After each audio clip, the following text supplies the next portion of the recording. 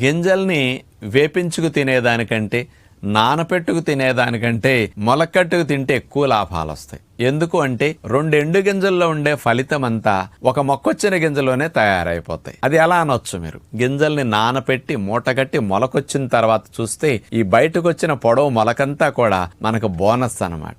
గింజలో ఉండే బీజం అంతా ప్రాణవాయువుని, గాలిలో ఉండే నత్రజనిని ఇవన్నీ తీసుకుని నీటి సమక్షంలో డివిజన్ అవుతాయి. 1 2 2 4 4 16 ఇట్ల పోషకాలు పెరుగుతాయి అన్నమాట. అందుకని తక్కువ పదార్థం ఎక్కువ పోషకాలు మొలకొచ్చిన గింజలో పెరుగుతాయి అన్నమాట. అందుకని ఎండు గింజలు ఎక్కువ తింటే ఎక్కువ క్యాలరీస్ వస్తాయి, తక్కువ పోషకాలు వస్తాయి. మొలకట్టి తింటే 2 గింజల్లో ఉన్న పోషకాలన్నీ ఒక గింజలోనే వచ్చి తక్కువ క్యాలరీస్ ఎక్కువ పోషకాలతో ఆరోగ్యానికి, ఇమ్యూనిటీకి ఎంతో మంచిది. కాబట్టి మొలకట్టిన విత్తనాలు తప్పనిసరిగా తినండి.